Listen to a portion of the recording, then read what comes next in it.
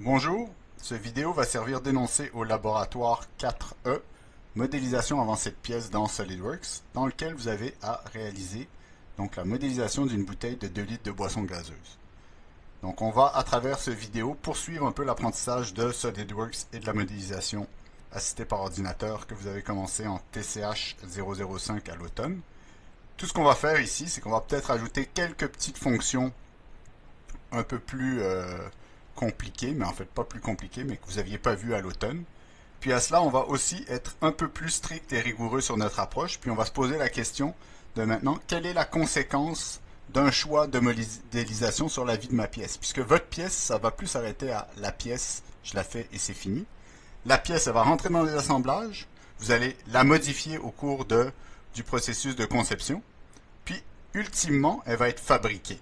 Donc, par exemple, en prototypage rapide ou bien en usinage, etc. Donc, tout ça va faire que s'il y a des mauvais choix qui sont pris au début, vous allez le payer cher par la suite. Donc, on va être un petit peu plus attentif à ça. Donc, ce qu'on va voir de nouveau, c'est que vous allez construire maintenant des esquisses à partir d'images, ce que vous n'aviez pas fait à ma connaissance à l'automne. Vous allez également un peu plus planifier la séquence des fonctions et leur interdépendance pour voir pour un résultat escompté, qu'est-ce qu'on doit faire. À ça aussi, on va travailler avec des objets solides multiples dans une même pièce, quelque chose aussi de nouveau. Puis, ultimement, appliquer des apparences et des décalques. Ça, c'est purement cosmétique, mais c'est important de le savoir. Tout ça, c'est donc la fabrication d'une bouteille de 2 litres, mais ce qu'il y a d'intéressant, c'est qu'il faut absolument que la bouteille de 2 litres ait des filets fonctionnels. Pourquoi? On ne va pas fabriquer une bouteille de 2 litres de boisson gazeuse, non, mais on va fabriquer un connecteur bouteille-valve qui va donc aller connecter, faire le branchement de votre bouteille, votre réservoir, vers la valve. Donc il faut absolument que cette connexion soit étanche pour que ça soit fonctionnel. Donc ici, j'ai les plans détaillés donc du goulot et des filets. Donc c'est sur la base de ces plans-là que vous allez modéliser donc votre bouteille et ultimement le connecteur. Ça va être très similaire.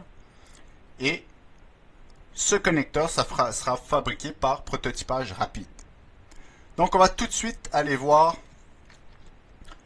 Je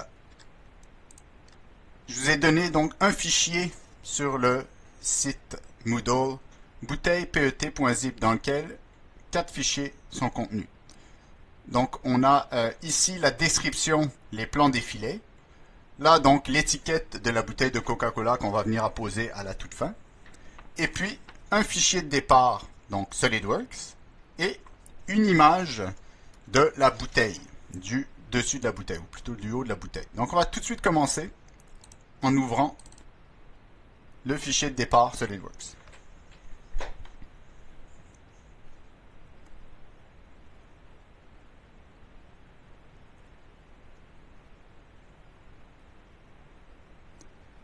Donc ce fichier de départ, on voit qu'il n'est pas vide. Il contient 3 esquisses. Et dans ces 3 esquisses-là, j'ai des courbes. Okay? Les courbes, finalement, elles correspondent au fond de la bouteille. Ces courbes-là, elles ont été réalisées, si on voit en transparence, j'ai mis en transparence les images sur lesquelles on a réalisé, à partir desquelles on a réalisé ces courbes. Donc dans un premier temps, nous, tout ce qu'on va faire, c'est appliquer une fonction de lissage, donc faire passer un volume à travers plusieurs courbes ou surfaces. Donc là, le lissage, il va se faire à partir des 2 courbes comme ça, ou plutôt des 2 surfaces, avec une courbe guide qui va nous permettre d'avoir donc un cylindre. Donc, j'accepte tout simplement, puis je viens de créer une première portion, donc 1/10 à vrai dire, de ma bouteille. Je vais symétriser tout ça pour avoir un 1/5 de bouteille. Donc je vais aller dans symétrie. Donc le plan de face, ça pourrait être l'autre côté, hein, ça ne changerait rien. Puis la fonction à symétriser, c'est le lissage. Donc j'ai ici mon élément qui représente maintenant un 1/5 de ma bouteille. Ben, je vais faire une répétition circulaire autour de l'arête ici. Donc je vais faire 5 répétitions Là, on voit que quand j'essaie de sélectionner... Ah ouais, ça marche. Donc, j'ai ici l'aperçu. Sauf que si vous essayez de faire fonction à répéter, ça ne marchera pas. Pourquoi? Parce que la fonction à répéter contient une symétrie. Et, bon, ça va planter. Il faut absolument que ce soit une fonction qui soit créée à partir d'une extrusion ou une fonction simple. Mais une symétrie ne marchera pas. Donc, je fais donc corps à répéter à la place. Et je mets ce corps-ci. Bon, la seule différence, on va faire disparaître ici l'esquisse qui est visible. La seule différence ici, c'est que j'ai créé 5 corps volumiques indépendants. C'est pas bien grave. Je les sélectionne tous. Donc, je les sélectionne tous. Bouton droit, combiner, ajouter. Et voilà, je suis revenu à une pièce qui contient qu'un seul corps volumique. Parfait. Bon, on va poursuivre la modélisation du haut de la bouteille et du corps. De la même façon que ça a été fait pour le bas, à partir d'une image. Donc pour ce faire, je me mets sur le plan de droite. Puis, je fais une esquisse. Donc j'ai bien fait une esquisse sur le plan de droite. Et ici, je vais aller dans Outils, Outils d'esquisse, Image d'esquisse. Ici, je choisis l'image top bouteille, qui est donc le profil de la bouteille, du haut de la bouteille. Bien sûr, cette image, elle n'est pas à l'échelle. Okay? C'est une échelle quelconque. Ça dépend de ma photo. Ce que je dois faire, c'est la mettre à l'échelle. Pour la mettre à l'échelle, depuis 2014, vous avez l'outil d'échelle qu'on peut activer, qui est en fait cette flèche bleue. Donc, on va situer cette flèche bleue et puis la dimensionner autour d'une dimension de l'objet ou de la photo qu'on connaît. Puis, on va donc indiquer cette dimension-là et automatiquement, le dessin va se mettre à l'échelle. Donc, si je regarde dans mes plans, je vois que la partie la plus large du goulot ici, on voit que ça fait 33 mm. Donc, ce que je vais aller faire, c'est que je vais tout de suite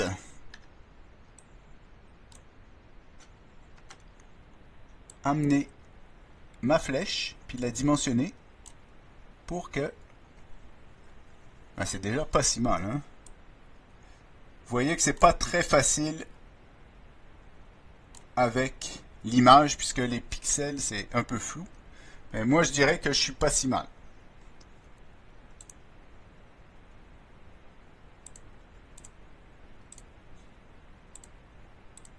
OK. Donc, on clique sur la flèche, et là, je la dimensionne à 33.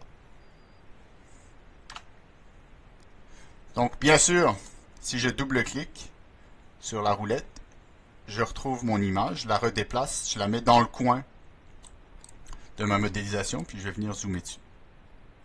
Maintenant, je sais que la bouteille en tout, elle est faite 300 mm de haut.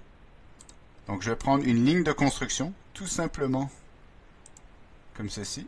Je vais même mettre une comme ça va être plus facile de se placer. Et je la cote à 300 mm. Donc là, il me dit que c'est un document en lecture seule. Donc moi, je vais aller le sauver. Puisque j'ai la sauvegarde automatique. Donc je vais fichier, enregistrer sous. Puis je vais mettre équipe 15.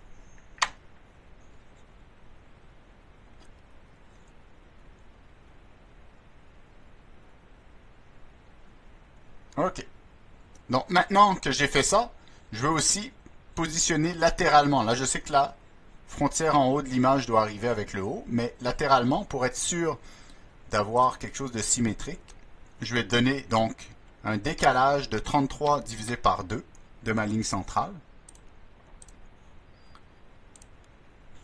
Comme ceci. Naturellement, ça c'est encore des lignes de construction. Hein. Je ne vais rien faire avec elles que de la construction. Je double-clique l'image pour être capable de la bouger. Puis je m'approche comme ça. Je zoome sur la partie d'intérêt.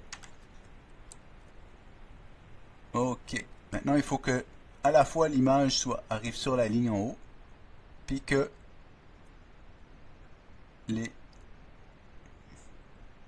la flèche soit bien centrée. Ça me paraît bien correct, j'accepte. Mon image ne bougera plus. Okay. Maintenant, je vais commencer tout simplement. Donc je pars une ligne d'ici.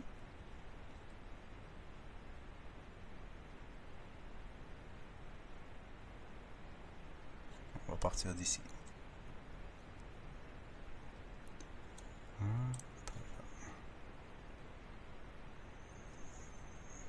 Donc on va partir une ligne du bout. Voilà, je l'avais. Je monte verticalement. Vous voyez qu'il n'y a pas une parfaite, là j'attends d'avoir le... Voilà, là je suis vertical. C'est pas parfait. Ok. L'adéquation entre le bas et le haut, mais on va se rattraper. Ok, ici je vais essayer de le rattraper. Donc qu'est-ce que je fais ici? Je ne veux pas me mettre à côté une image. Je sais que cette image, je ne vais pas la bouger. C'est un des rares cas où je sais que ça ne bougera pas. Donc là, c'est le cas où je peux utiliser l'encre. L'encre, c'est très dangereux parce que si vous avez une partie qui est faite avec des cotes, une partie qui est faite avec l'encre, vous avez des problèmes garantis. Donc, on essaye d'éviter ça au maximum. Mais dans ce cas-ci, j'y toucherai plus jamais. Là, je vais faire la courbe avec l'outil spline. L'outil spline qui est ici. L'outil spline, le secret, c'est de ne pas mettre trop de points. Okay, on a tendance à venir suivre le contour, mais au contraire.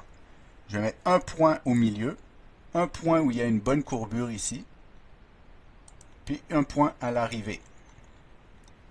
Un point à l'arrivée ici. Et voilà. Maintenant, je vais me servir des poignées de l'outil spline pour venir ajuster. Donc, ici, je vais venir ajuster ça comme ceci. J'exagère peut-être pas trop. Ensuite,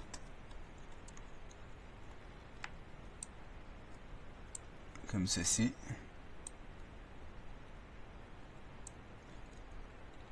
Ici. Voilà.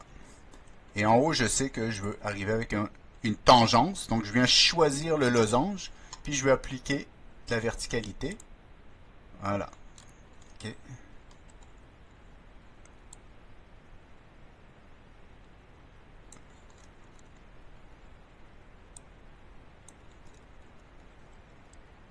Bon, ici, j'ai triché un petit peu, mais je rattrape. Je ne peux pas aller chercher l'entièreté.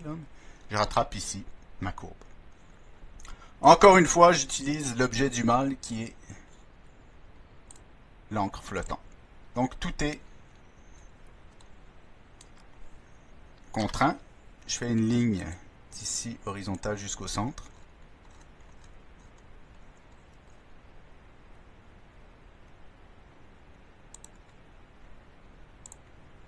Comme ceci. Maintenant, je suis prêt à faire ma révolution. C'est un objet de révolution. Je prends le centre. Et voilà. Okay. Donc, j'ai ma bouteille. Le seul problème, c'est qu'elle est pleine. Okay. Puis moi, je veux la vider. Donc, pour la vider, vous connaissez l'outil coque. Ici, l'épaisseur, c'est 0,4 mm. Puis, naturellement, elle est ouverte au niveau du bouchon. Voilà. Maintenant, si je viens, là, je vois qu'à l'intérieur, c'est juste une petite peau. Et à l'intérieur, c'est vide. Donc, on va poursuivre. Pour poursuivre, on va continuer maintenant à partir des plans qui sont ici. Donc, faites-vous imprimer une copie ou gardez-le à la moitié de l'écran. Faites comme vous voulez. Mais il faut que vous l'ayez devant les yeux, puisque moi, je vais pas toujours retourner voir sur les plans, puisque je l'ai moi-même devant les yeux. Mais je vais faire des allers-retours, mais pas aussi rapide, pas aussi souvent que vous en auriez besoin. Donc, je me mets sur le plan de droite. Je me mets sur le plan de droite, je fais une esquisse. CTRL 8 pour me mettre normal. Je zoome sur cette esquisse-là. Okay. Avant de faire ça, je vais encore repérer la hauteur de ma bouteille, la hauteur complète de ma bouteille. Comme ceci pour être capable de me fixer les dimensions. C'est donc 300 mm. Donc je sais que moi, ce qui m'intéresse, c'est la zone qui va se placer ici.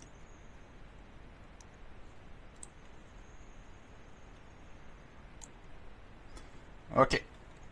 Donc cette zone-là, je vais faire une nouvelle vue. Pour faire une vue, j'appuie sur la barre d'espacement, clique sur cet onglet, et je vais l'appeler cette vue-là, je vais l'appeler donc goulot.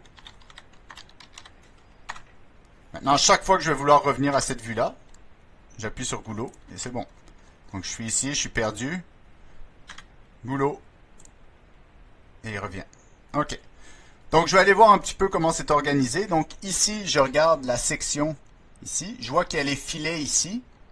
Ok. Il y a un profil ici qu'on va faire, et puis il y a une lèvre en haut. Donc les filets ne peuvent pas être faits dans une révolution, okay, puisque les filets, ben, d'un filet à l'autre, je monte, hein, c'est le principe, une hélice. Donc ça, je les ferai dans une autre fonction. Également, la lèvre, je vais vous expliquer un peu plus tard pourquoi, mais je ne la ferai pas là. Donc je vais faire une section droite comme ça. Ensuite, j'ai comme un nez, une bouche et un menton. C'est un petit peu enfantin, là, mais c'est la meilleure façon de le décrire. Ici, si on veut, le front va être parfaitement droit, puisque ces éléments-là, j'ai décidé de ne pas les faire maintenant. Donc, je vais tout de suite esquisser ça. Donc, à partir de ici, je vais avoir un menton, une bouche, un nez jusqu'en haut. Ensuite, je redescends jusqu'ici. Donc, j'ai pas mis de cote, mais j'ai la forme générale de mon histoire. Je sais tout de suite, j'ai même pas besoin d'aller regarder. On a dit que d'ici, si je clique sur la ligne du centre et que je passe de l'autre côté, il me permet de coter le diamètre. Je sais que ici, ça, c'était 33. Comme ceci. Ensuite, si je vais regarder d'un peu plus près, ben, je vois que la définition de la géométrie est ici. Puis cette définition, elle passe par des congés. Si je ne fais pas les congés, je ne suis pas capable de coter cet élément-là de 0.56. Donc j'ai deux congés à faire et 0.56. Donc je vais commencer par les congés de 0.3. Congé, congé. Et ensuite ici,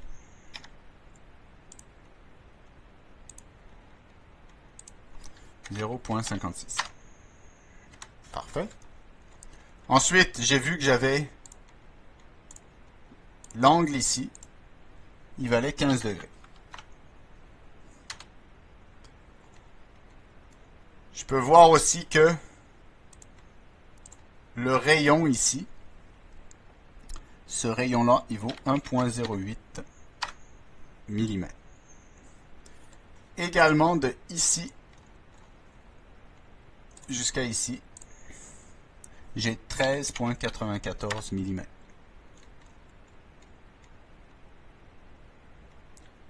Ok, maintenant, du bas jusqu'en haut, j'ai 17. On va peut-être modifier cette cote, puis je vais vous expliquer pourquoi par la suite.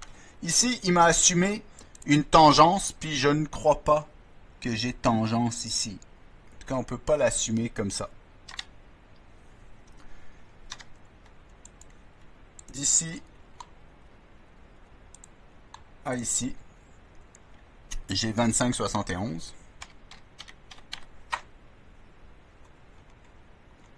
On va le monter un peu pour qu'on voit bien où est-ce que c'est. Ensuite, d'ici jusqu'à ici, j'ai 11,20.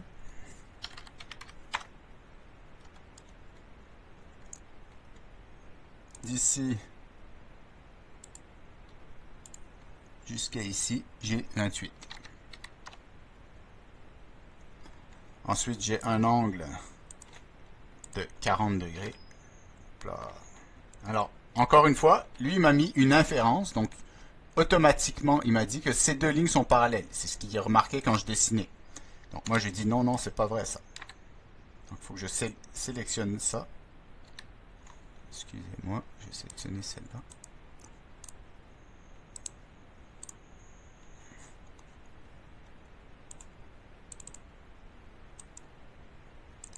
Je ne peux pas m'enlever ça. On clique dessus.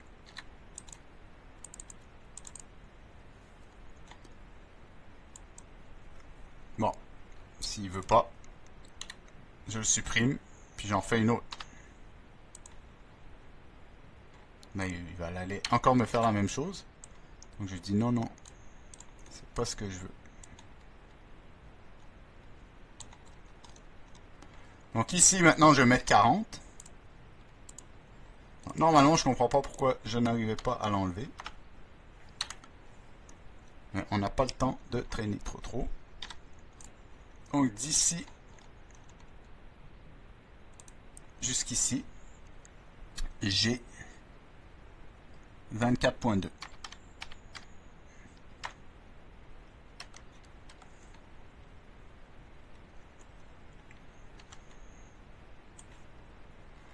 Ok, maintenant il me manque la hauteur ici à côté.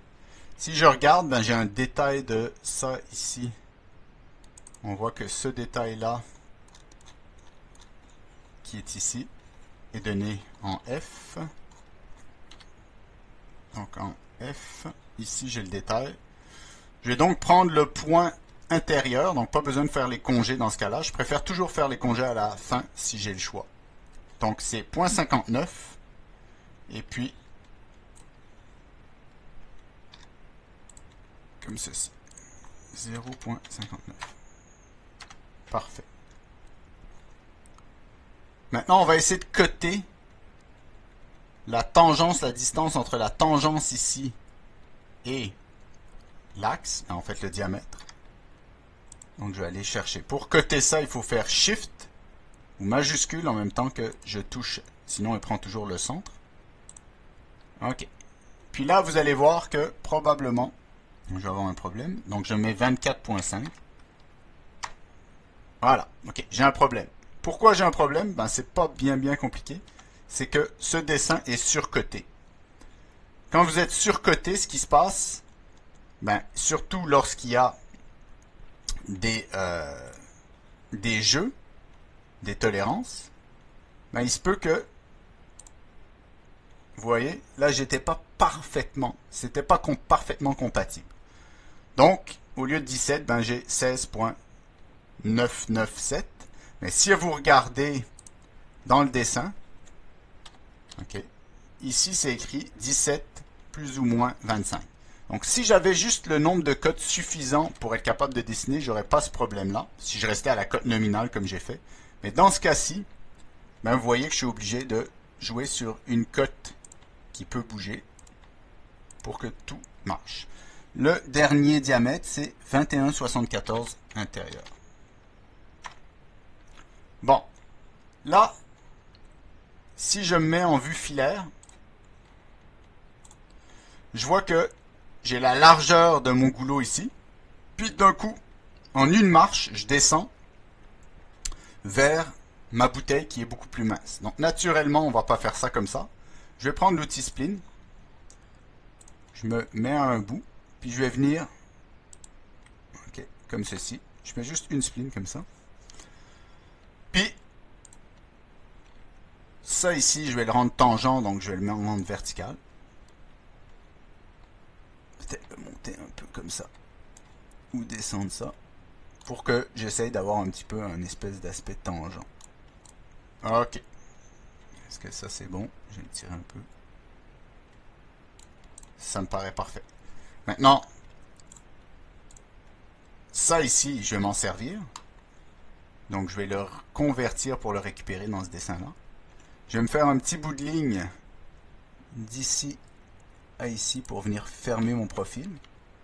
Et puis je vais trimer ici ce qui reste. Je vais figer ce point-là avec l'encre. Puis je vois que ça fige la totalité de mon esquisse. Si j'avais appuyé sur l'encre sur la courbe complète, ben, j'ai un problème parce que ce point-là est déjà défini. Donc il va y avoir une opposition entre deux contraintes, une surcontrainte de mon esquisse. Donc c'est ça la difficulté avec l'encre là. Il faut faire attention, des fois je dois juste contraindre des points, même si je veux contraindre l'esquisse au complet. La courbe au complet. Donc maintenant, je vais faire une révolution autour de l'axe, comme ceci. Donc je choisis mon axe. Je vais retourner en vue ombrée. J'accepte. Ok. Donc là, il me manque certains congés que j'ai omis volontairement. Je préfère toujours faire les congés pour essayer d'alléger mes esquisses. Vous avez rarement des problèmes dans vos fonctions. Les problèmes ils viennent tout le temps des esquisses. Pardon. Donc, vaut mieux faire l'esquisse la plus simple possible. Donc, j'ai un congé ici de 1, juste en dessous, que je vais appliquer. Ensuite, des points 5, j'en ai 3. Congé de point 5, j'en ai un ici, un ici, que je dise pas de bêtises, hein. Un ici et un ici. Je l'applique.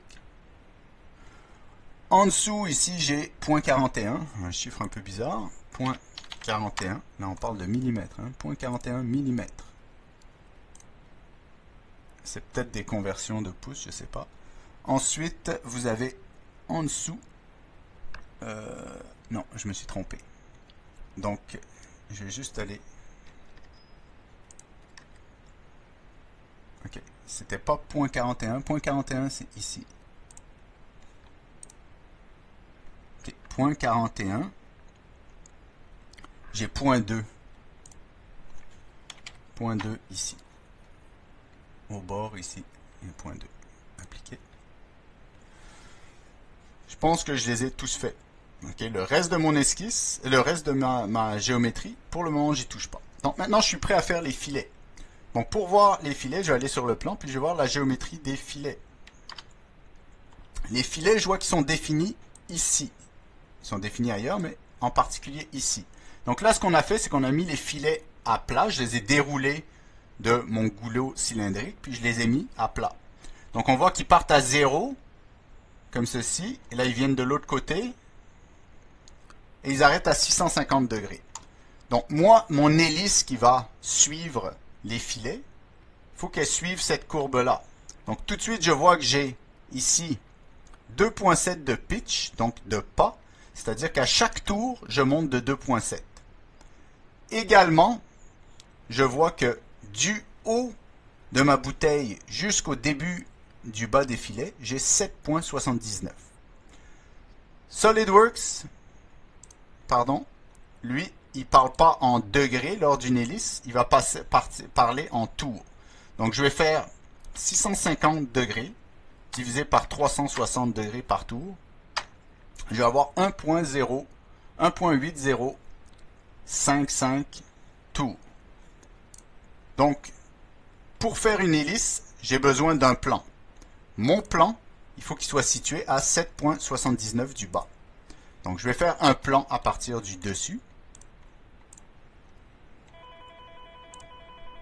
Je m'excuse, je reviens. Donc ici, je vais faire le plan d'une distance, je vous ai dit, de 7.79. C'est pas vers le haut, on voit en haut, c'est vers le bas, comme ceci. Maintenant, sur ce plan-là, ben, je vais faire mon cercle, d'où va être issue mon hélice. Donc, le cercle, ça va être du plan. Je vais prendre celui-là, je vais le convertir. Je vais juste vérifier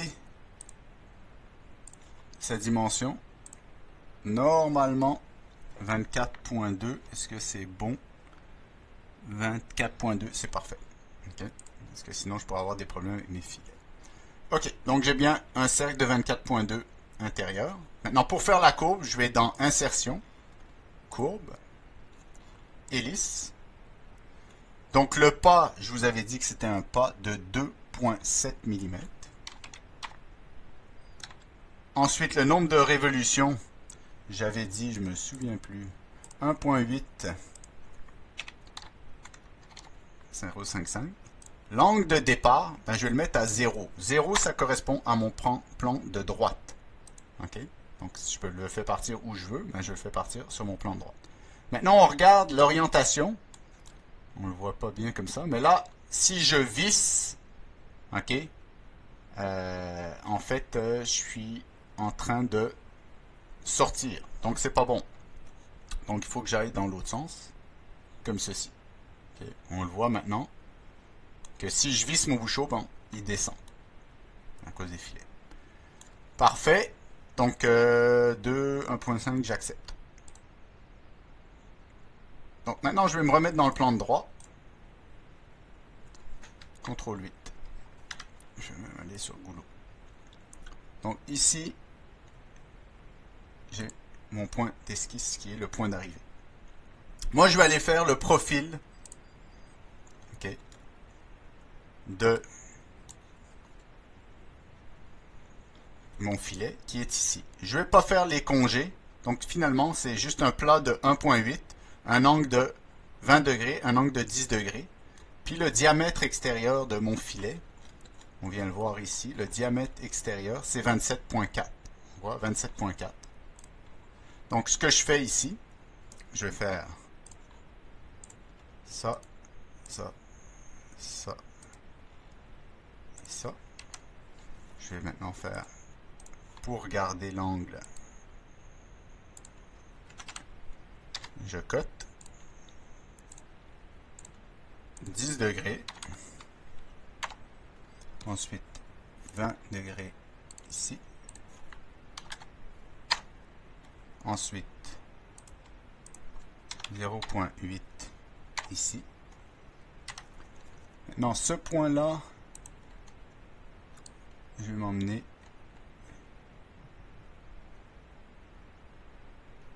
comme ceci. Maintenant, je vais aller repérer l'axe central pour être capable de coter le diamètre. Ici, vertical jusqu'ici. Donc, de ici, l'extérieur du filet, le diamètre, je vous ai dit que c'était... Pardon, j'ai un petit peu... 27.4.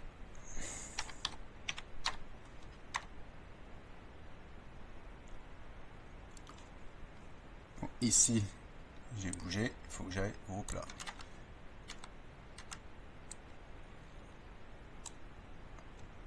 Donc là, je suis au bout du filet.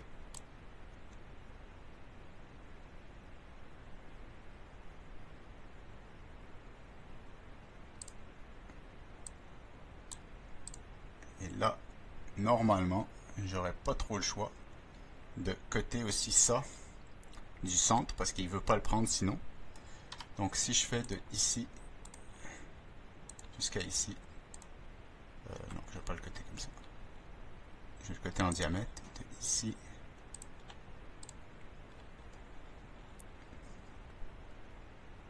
en fait, vous voyez, il l'a pris là. J'ai même plus, je comprends pas pourquoi. Ok, vous voyez que là, il m'a bien mis, là, je peux plus bouger. Donc c'est correct. Ok, donc là, je vais faire le balayage de ce profil-là, le long de mon hélice pour faire. Donc pour faire le balayage, je sors d'ici. Je fais base balayée. Donc il a tout de suite trouvé mon profil, puisqu'il était sélectionné. Puis je prends ici ma courbe sur laquelle je fais le balayage, mon hélice. Je peux aller couper. Tout est bien correct. Ok, parce qu'on voyait qu'il y avait comme un petit jour là, mais c'était juste de l'affichage. Ok. Donc maintenant, on remarque une chose là, c'est que dans les filets, j'ai certaines interruptions. Si je regarde par exemple ici, on voit que mes filets sont interrompus. Ce pas des filets continus. Donc il va falloir faire ça. Pour faire ça, ben, j'ai la description des interruptions par rapport à mon point de départ. Je sais que mon interruption par rapport à mon point de départ 0, elle se trouve à 650 moins 540. Ça fait 110 degrés. J'ai la ligne qui partage les deux interruptions. Okay. Si je regarde maintenant la ligne qui partage les interruptions, ben, de part et d'autre de cette ligne-là, à 56 degrés, j'ai mes interruptions. Puis si maintenant je veux la géométrie de mes interruptions, c'est ici. Donc c'est tout simplement un genre de trapèze avec une base en haut de 1,82 mm et puis un angle de 58 degrés. Donc on va aller faire ça. Pour faire ça, j'ai besoin de me mettre sur mon plan que j'ai fait ici. Donc je vais faire une esquisse sur ce plan-là. Je me mets normal à ce plan-là. Ouais. Normal, contrôle 8, normal. Bon, je vais faire un cercle de construction par le centre qui, hop là, un cercle comme ceci, juste un peu plus large que le goulot pour être capable de venir enlever toute la matière. Okay? C'est un cercle de construction comme ça. Là, je vais tout de suite faire la chose suivante, c'est que je vais venir tout simplement, ok, j'enlève la vision parce qu'on ne voit pas grand chose. Ce cercle-là, je vais le coter à peu près. La cote n'importe pas. Je vais le mettre à 50. Ok. Ok. Je sais que le départ de mon hélice, c'est dans le plan droit. Donc le plan droit, il se trouve juste ici. Okay. Si on regarde, le plan de droite, il est ici. C'est le départ de mon hélice. Ensuite, à 110 degrés de ça, j'ai la ligne qui partage mes deux interruptions à 110 degrés. Ensuite, j'ai dit que 56 degrés de part et d'autre de cette ligne-là, j'avais l'interruption. Donc là, je vais faire une nouvelle ligne de construction.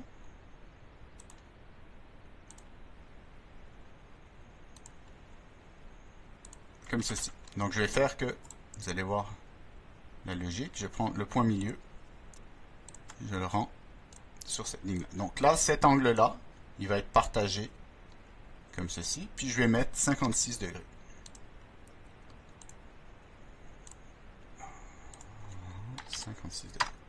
Ok, c'est bon. Maintenant, donc, ici, j'ai une interruption sur cet axe-là. Ici, j'ai une interruption sur cet axe-là. Donc, je vais faire tout de suite un cercle qui va correspondre donc, au fond des filets. Donc, ce cercle-là, je sais que c'est 24,2. Ok. Donc, ça, c'est les filets, ils partent de là vers l'extérieur. Donc, si j'enlève la matière, il faut que je l'enlève à partir de là. Donc, maintenant, qu'est-ce que je vais faire? Je sais que j'avais 1,8 sur la hauteur. Donc, je vais décaler ça de 1,8 divisé par 2, pi directionnel, 0,90. Puis, ça reste, ça aussi, des lignes de construction. Donc, maintenant, je vais faire des vraies lignes qui vont correspondre. Donc, je pars d'ici. Intersection. Tac. Tac. Je fais toujours la même stratégie, vous voyez. Qu'est-ce qui se passe? Comme ceci. Ok. Là, je vais dire que le point milieu, ici, comme ceci. Là, j'ai dit que c'était 58 degrés dans ce cas-là. J'avais 56 et 58 degrés. Et là, il faut que je garde juste ce petit bout de ligne ici. Donc là, on fait attention. C'est que ce bout de ligne, il a une cote. Je ramène la cote à l'intérieur. OK? Si je ne fais pas ça, bien, vous allez voir que quand vous allez trimer, vous allez perdre la cote. Tout simplement. Là, oh, et je l'ai perdu quand même. CTRL Z.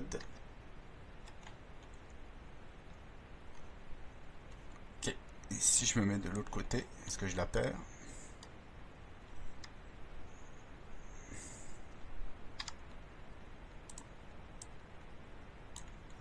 Je la perds. Bon, c'est pas si grave. Si je touche à rien, ben j'ai juste à recoter.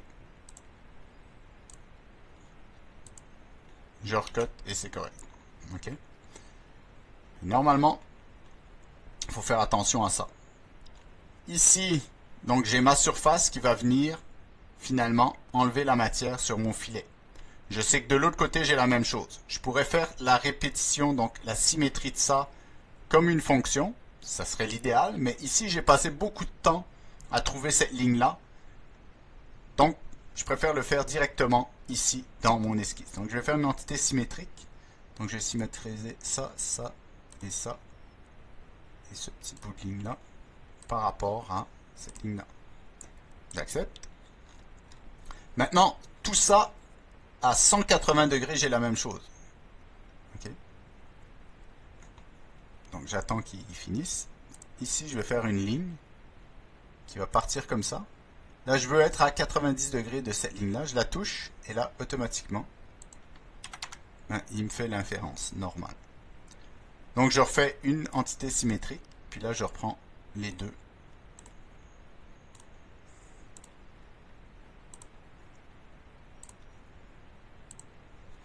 Par rapport à maintenant, ça ici. J'accepte. Ok, parfait. Je vais réveiller ça ici.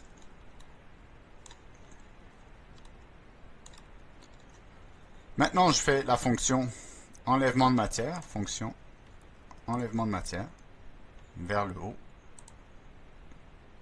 à travers tout. Parfait. Là, je vais avoir un petit problème. Okay? C'est que ce petit bout ici, si je le regarde, si je regarde ce petit bout, on le voit bien ici, hein, je vois qu'il n'a pas la forme que j'ai ici.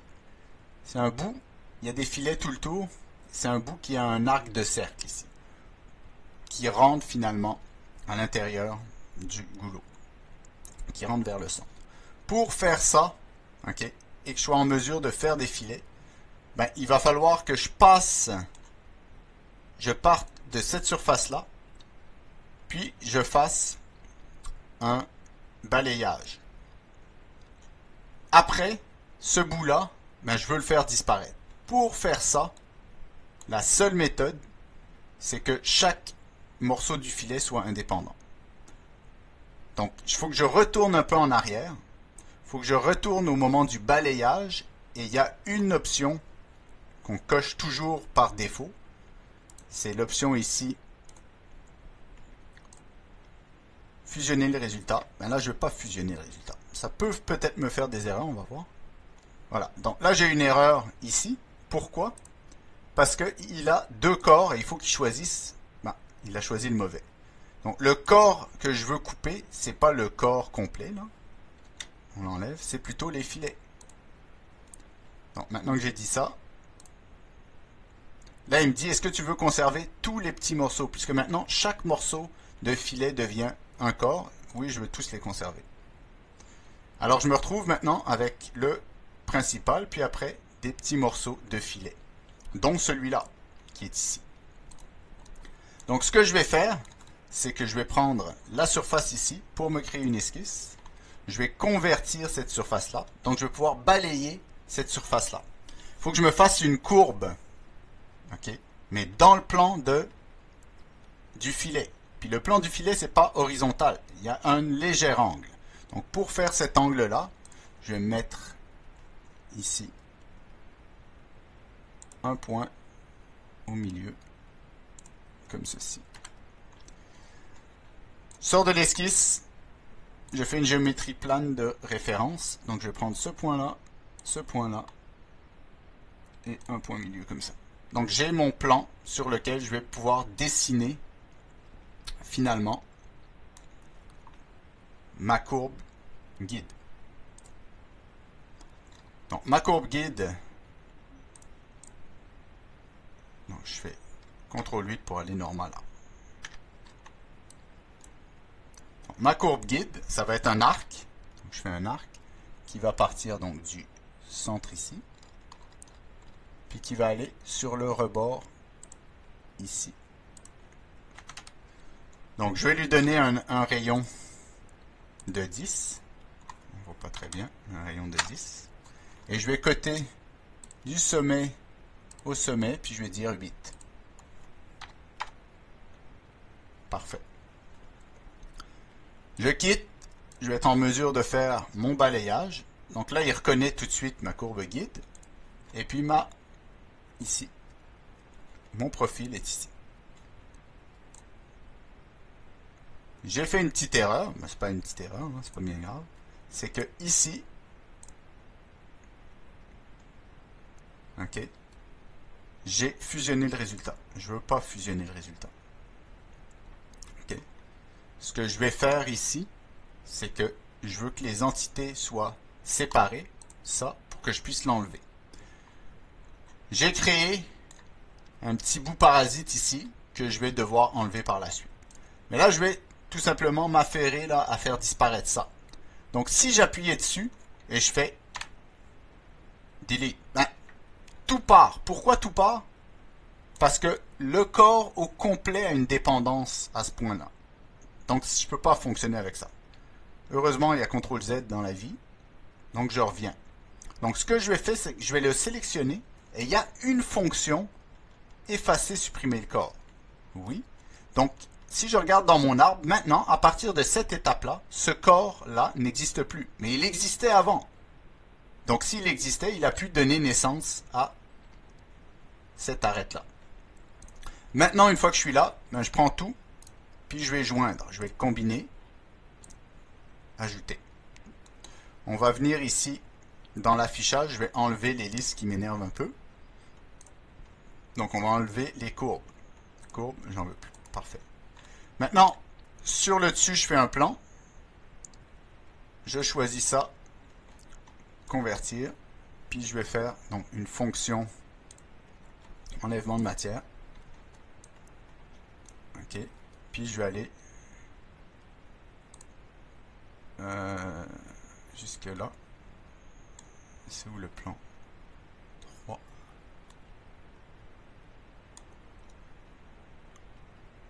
Le plan 3. Donc je vais aller ici jusqu'à la surface, puis je vais mettre le plan 3. Parfait, accepte. Donc maintenant si je regarde, ben, il n'y a plus de petits morceaux parasites. Donc là on s'attaque aux congés des filets. Les congés des filets, je ne sais pas si vous avez fait des congés compliqués, mais il faut comprendre une chose dans les congés, c'est qu'il faut avoir, pour faire un congé, il faut que il y ait continuité de pente. Ça veut dire que je ne peux pas avoir des arêtes continues. Si j'essaie de faire un congé là-dessus, ben, ici j'ai une arête vive, ça va mal se passer. Okay? Et je vais avoir des problèmes. Donc la première chose que je vois, c'est que j'ai un congé ici de 0.5, mais qui ne va pas aller nulle part. Il ne va pas se propager ici, c'est un autre congé, il ne va pas se propager ici. Par contre, sur la face ici, je vais avoir un congé qui se propage sur toute cette arête-là. Donc avant de faire ça, je vais d'abord faire ces congés-là pour que d'un coup, ça se propage directement là. Donc le congé ici est de 0.4. Donc je vais dans congé, je mets 0.4, puis je vais venir sélectionner mes arêtes. Il fait des, si vous êtes en mode filet expert, il va vous faire des propositions. Dès que vous sélectionnez, là, il vous fait des propositions. Veux-tu ça? Veux-tu ça? Ben, vous voyez que rarement il va, ben, en tout cas, si c'est simple, il peut deviner, mais il anticipe. Dans ce cas-ci, là, il a du mal un peu à anticiper ce qu'on veut faire. Donc, ça prend un petit peu de temps. On le fait à la main, tranquillement. Je pense que je les ai tous faits. Donc, j'applique. On verra après. Donc, je regarde ici. Les filets sont faits des deux côtés. Ici. Tout m'a l'air bien beau. Ok, maintenant, ben, je vais faire sur la face ici. J'ai un filet de 0.35. Donc là, parfait. Maintenant, c'est une ligne continue, donc je clique ici. Ah, puis il fait tout le filet.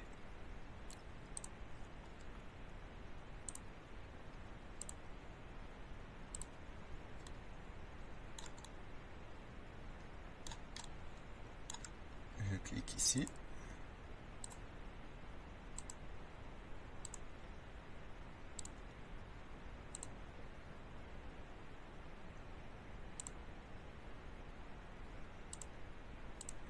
Pas cliquer sur la bonne surface. On peut grossir, ça coûte rien.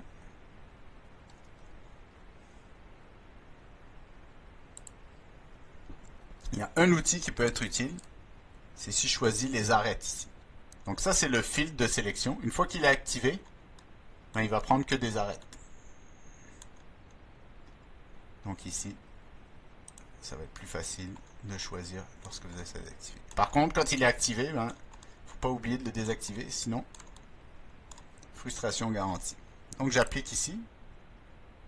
Puis là, on va regarder que j'ai pas oublié quoi que ce soit.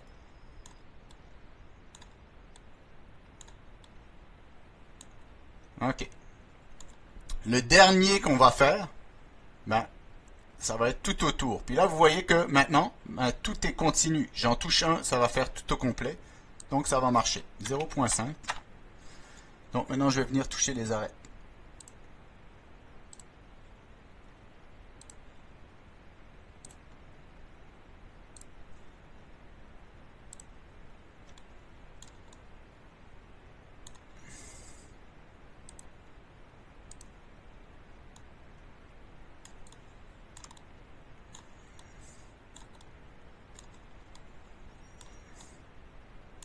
C'est vrai que j'ai tout fait. On va voir si j'en ai oublié. Non, non, non. Non, non, non. Parfait. Ok. Donc là, je vois que j'ai fait tous ces filets-là. La raison pour laquelle il y avait une lèvre ici, et j'ai omis de la faire. Pourquoi je ne l'ai pas faite? C'est que ici, lorsque vous avez un filet, c'est quand même une opération mathématique complexe de créer ces géométries-là. Ça a l'air de rien, là. On va enlever ça. Donc, de créer ces géométries-là, c'est quand même complexe. Si jamais j'ai une interférence qui arrive avec un autre objet, ben ça va échouer. Okay? Ça devient trop compliqué pour qu'il y ait plus que 3 objets. Si c'est très simple, ça peut marcher. Mais souvent, c'est trop compliqué. Donc, il est juste pas capable de résoudre ça. Donc, c'est impossible de faire des congés avec 3 solides qui se rencontrent à travers le congé. Donc, cette arête-là, je vais la rajouter. Donc, on va regarder quelle est sa géométrie. Donc, je l'ai ici, finalement. C'est le coin ici, puis j'ai le détail ici. Donc, j'ai un filet, donc un congé ici, un autre petit congé ici, puis un gros congé ici. Ce congé-là ne me présentera aucun problème puisqu'il est bien seul, bien libre. Par contre, ce congé-là, ben, c'est là que je vais avoir de l'intersection. Donc, je vais être obligé de le faire à la main. Donc, si je regarde, j'ai 1.7, 1, puis là, j'ai les références G et F comme diamètre. Donc, je regarde ici, j'ai G et F, 25,07 et 24,94 comme diamètre. Ok. Donc, on retourne du côté SolidWorks. Je vais me remettre dans le plan de droit, ce que j'ai fait jusqu'à maintenant. Puis, je vais me mettre dans la vue boulot. Donc, ici, je vais essayer de esquisser un peu ce que j'ai à faire.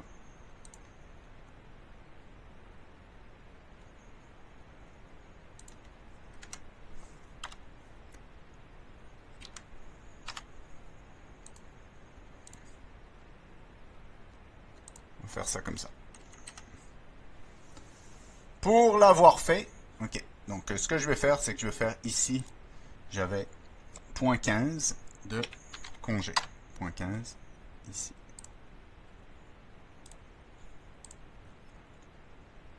Ça ici, je vais le transformer en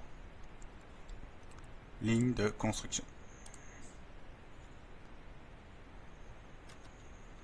ça ici, pardon, je le transforme en ligne de construction. Okay. À partir de là, je vais faire un arc. OK.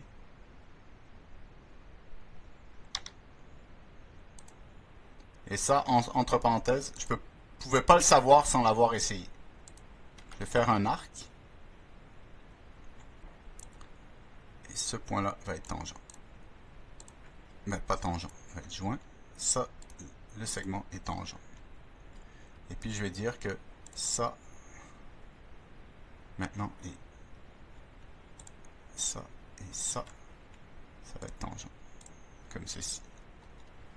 Ce point-là, je peux l'emmener ici, il n'y a rien qui m'empêche de faire ça.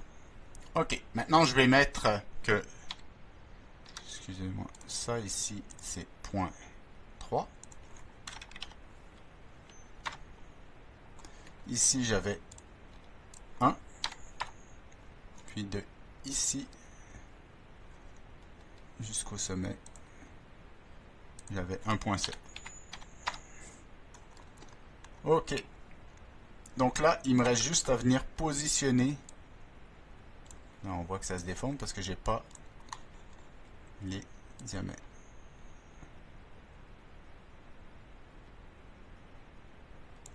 Donc, il faut que j'aille ici.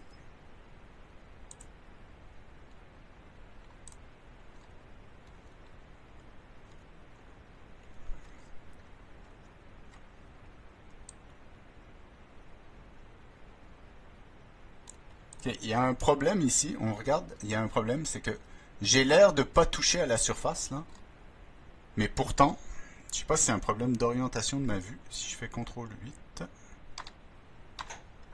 je rezoome dessus. J'ai l'air de pas toucher à ma surface, mais c'est vraiment, on va le vérifier là, mais c'est vraiment un problème simplement d'affichage.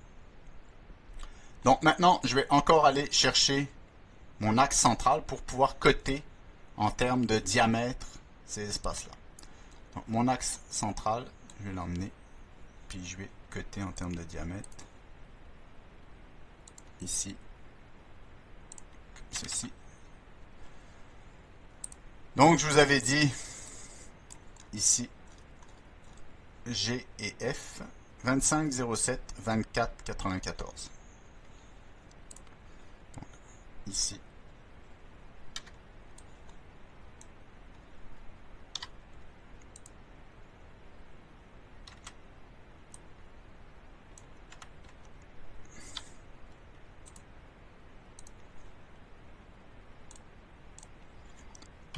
Quatre 94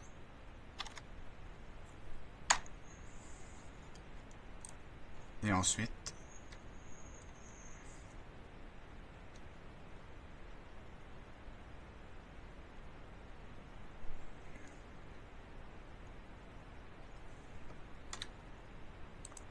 je vais enlever la tangence pour le moment, je vais le côté puis après je m'arrangerai avec.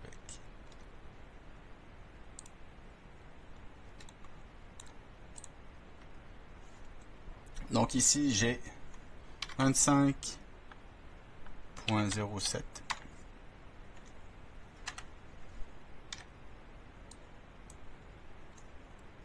Ok. Puis maintenant, il faut simplement, si ça et ça c'est tangent, c'est correct. Puis je vais mettre le point ici, jusqu'à ici. Pardon. De ici jusqu'à ici. 1.7. Ok, donc j'ai mon profil. J'ai mon profil ici qui est fait. Donc je peux faire ma révolution à partir de l'axe central. Comme ceci. Je vais juste vérifier pour s'en convaincre que j'ai bien ici, j'avais l'air d'être, je valide, j'avais l'air d'avoir un problème, d'avoir de la matière, mais on voit bien que c'est plein. Hein. Donc c'était vraiment juste un défaut d'affichage. Maintenant, ici, vous voyez, ça aurait été impossible de faire ces surfaces là d'intersection avec l'outil congé. Impossible qu'il trouve ça. Okay. Donc, lorsque vous avez des faces comme ça complexes, ben, dites-vous bien que c'est l'addition, okay, de choses indépendantes, puis ça n'a pas été fait en même temps. C'est-à-dire, l'un n'était pas présent quand le congé de l'autre s'est fait. Donc, ça, c'est réellement la seule manière de réaliser ça. Donc, on peut aussi rendre les objets indépendants. J'aurais pu le faire indépendant, puis après le rendre dépendant, de tout mettre ensemble. C'est une autre façon de procéder. Ici, maintenant, je vais aller vers le dernier aspect que je veux voir avec vous. Okay? C'est un aspect qui est purement cosmétique, mais quand même important. Donc, lorsqu'on veut mettre des apparences, vous avez vu un petit peu les apparences. Donc, si je clique sur apparence, je peux aller choisir la matière que je veux. Je vais aller prendre du plastique transparent, plastique clair. Donc, je vais prendre le plastique translucide, le premier. Je vais le déposer sur ma bouteille. Puis là, tout de suite, vous voyez que je peux l'appliquer sur différents éléments. Je peux l'appliquer à la pièce, au corps. Mais là, j'ai qu'un corps. Donc, je pourrais l'appliquer au corps. Je pourrais l'appliquer sur la fonction. Ou bien, je pourrais l'appliquer sur la surface. Donc, ça fait différents niveaux. Lui, il va toujours chercher au niveau le plus bas. Donc, il commence par la surface et il applique la... donc, comment dirais-je, l'apparence. Si jamais il n'y a pas d'apparence sur la surface, il va au niveau de la fonction. Sinon, il va au niveau du corps et au niveau de la pièce. Si vous avez un assemblage, il peut y avoir aussi au niveau de l'assemblage. Donc, faites attention à ça, à tous ces empilements là, qui peuvent devenir un petit peu mêlants. Des fois, vous allez mettre une apparence, puis elle ne va pas s'appliquer. Oui, pourquoi? Parce qu'il y en a un tas d'autres qui sont par-dessus. Donc voilà, j'ai ma bouteille. La dernière chose que je vais faire, c'est appliquer un décalque. Donc vous allez ici dans Apparence. Vous allez afficher les décalques. Je viens ici, je prends bouton droit, ajouter une décalque. Je vais aller parcourir dans mes fichiers. Donc emplacement récent. Donc j'ai bouteille 2 litres, étudiant. J'ai mis Coca-Cola label. Donc vous allez le trouver. Je l'ouvre. Maintenant, vous allez mettre enregistrer décalque parce qu'il va convertir le JPG en P2D. Donc, je l'ai ici déjà. Donc, je vais sauver par-dessus. Il existe déjà. Il me dit, voulez-vous remplacer? Oui. En plus, ce qu'il fait, c'est qu'il ne me l'a pas demandé parce qu'il était dans... Mais il va vous demander, est-ce que ce fichier est accessible, OK, depuis les apparences. Donc, dans les apparences, je vais avoir les décalques. Si je clique dessus, ben, j'ai également étudiant qui était le dossier où j'ai sauvé.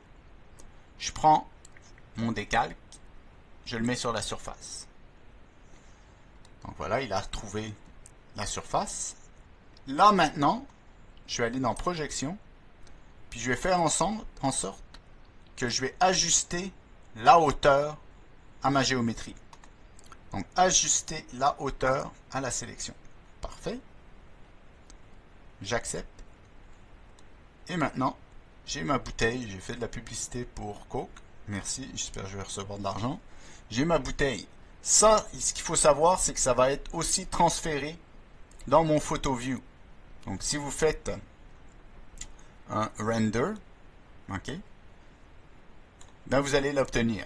Okay. Je ne vais pas le faire, je vais pas faire de rendu, ça va me prendre une éternité. Mais pour avoir donc quelque chose de photoréaliste, ben, vous ajoutez des décalques, puis ça peut augmenter le réalisme de vos modélisations. Ici, une fois que vous avez fini votre bouteille, avec les filets tout bien faits, votre arbre qui doit ressembler à ça, ici, ben, vous le déposez dans la boîte Moodle. Donc, sachez que garder une copie, puisque éventuellement, la géométrie des filets, là, il va falloir faire les filets femelles qui vont permettre d'accueillir votre bouteille de Coke. Donc, on va se baser sur la base de ce que vous avez fait là pour faire donc, le bouchon. Vous pouvez faire le bouchon dès maintenant si vous le souhaitez, sur la base des filets qu'on a ici. Donc voilà, ça complète ce laboratoire. Merci.